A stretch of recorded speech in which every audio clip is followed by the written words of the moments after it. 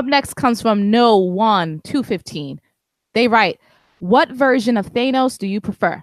The MCU's relatable villain, quote unquote, or the comics Mad Titan? All right.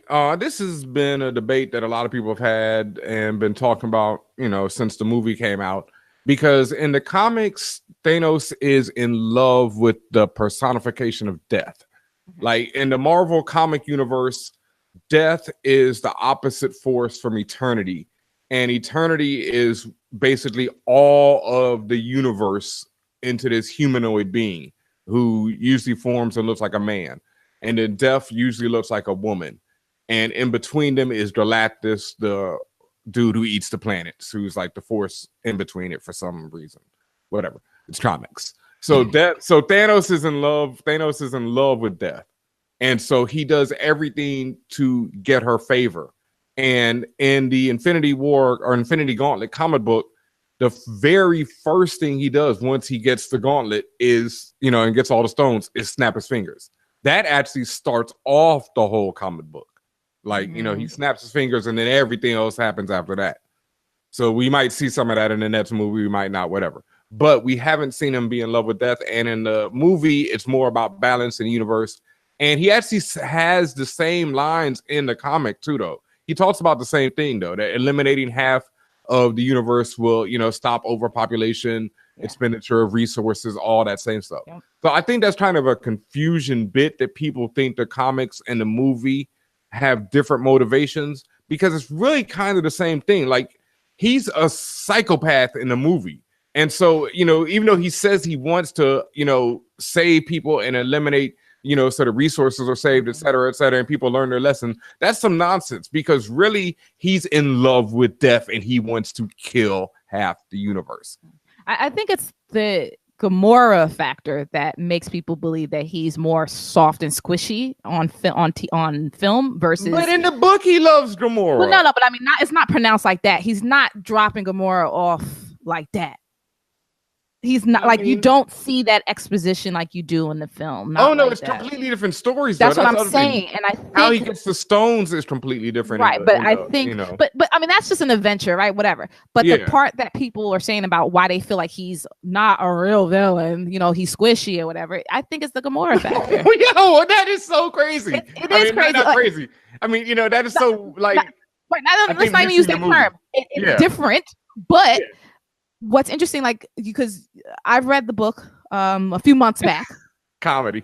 And it's sheer comedy. So when people say, he was so serious as a Mad Titan. No, it's hilarious. I mean, this dude made his name out of planets at one point. It's ridiculous, the hilarious thing. But I think when you have a comic book, yes, you have the words that are there on the page, but you also have your imagination, and you also have from the art style and the direction, the leaning of it, you come into your head a thing like, oh, this the Mad Titan, he on the block, all that stuff.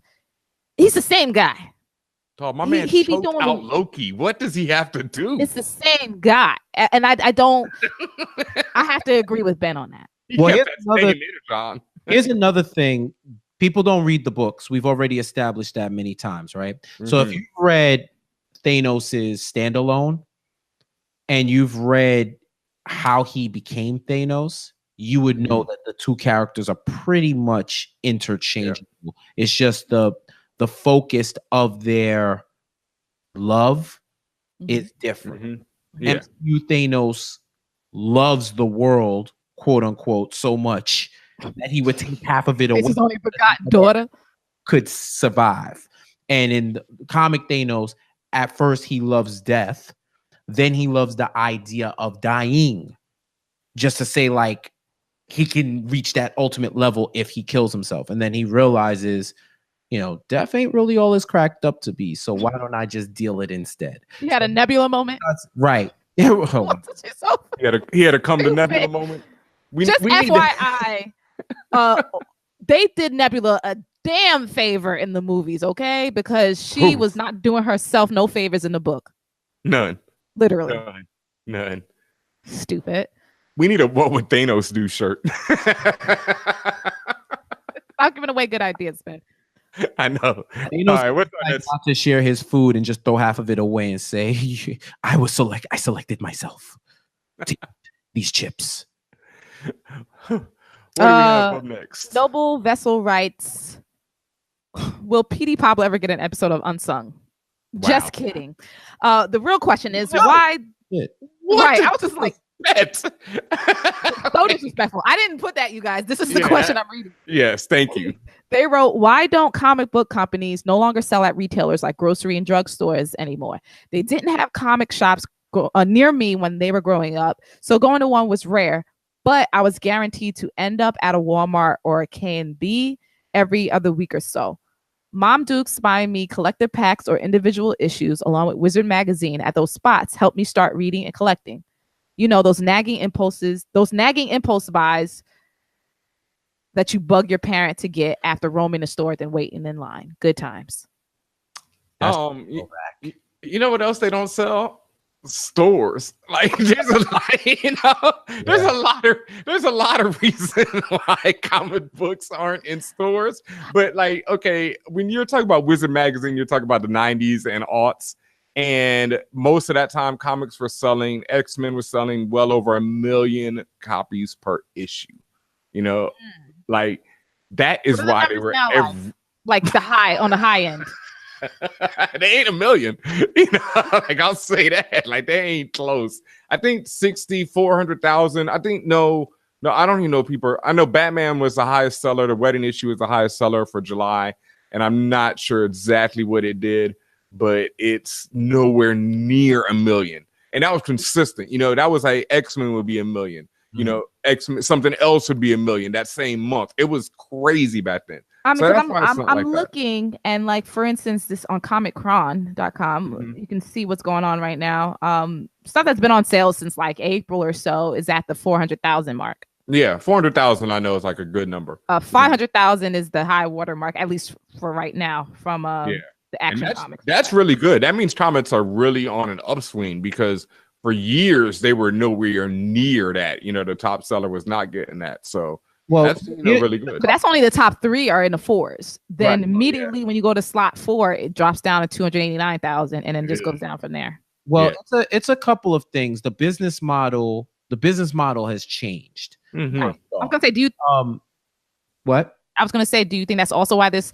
Well, I know, Ben, you're saying they were selling 1 million copies, but do you think it's because they were in all these random places that they were selling? No, they were selling 1 million copies, and that's why people had. I mean, comics were used to be, even before that, before they were selling millions, they were in newsstands. But like Jeff was saying, it's just a business model, and times have changed. You know, it's like that's where I used to buy them, was Safeway. You know, grocery stores. Yeah, I bought comics in as a kid.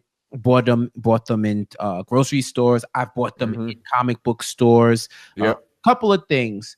One, bootlegging has increased. It happens to the music industry and it happens to the comic industry. Bootlegging is a factor. I don't think it's the factor. Secondly, when you're competing with online, with comic books, the digital wave, everything, those competitions, I don't think it's beneficial for comic book companies, and it's probably not even beneficial for grocery stores, because grocery stores are facing their own extinction event. With farmers markets, with online shopping, Amazon, with all these different types of things. Mom and pops, the bodegas will always be strong because they're rooted in the community. So if you're Key Food, Pathmark, ShopRite, Publix is like Wu-Tang, it's forever. So I don't think they'll ever have a problem. But if you're these regional Safeway, Segway, I think there's a Segway. Segway. It might be Safeway I'm thinking of. But if you're these regional grocery store chains, Pathmark, all this stuff, it don't really cost. It doesn't make any business sense for you to be selling comic books. The magazines ain't even moving like that anymore. And the other thing is, like, even in some of those stores now, in the larger ones, I've still seen comics recently. So I've never seen a comic book in a grocery store. Oh yeah, no, they still have them, because like I saw some recently where it's like Batman, especially the bid sellers like that. You know, they had Batman and stuff like that. But, you know, like, times have changed, man. It's just one of those things we got to accept and move on. You know, it's like, these aren't those days. So, and they're probably not coming back. Print is a tough business. Like I say, I'm shocked that even I know Batman and Saga are usually the 2 top sellers right now, and it's crazy that Saga, you know, a book that's independent as hell, does the numbers that a Batman does. So, you know, it's good. You know, they're still in a good place, but, you know, you just try to go to other places. And like we always say, you should be supporting your local comic book store. This is more important than finding them in chain corporation, you know, grocery stores. Well, I also say you should support them if they support you. Not true indeed, and they will. I mean, you know, make sure they offer that subscribers discount. You know, shout out to a shop called Quest in Cali. They hooked me up. You know, I got a nice little discount from getting 1 book a month right now. Shout out to Best Comics. Yeah.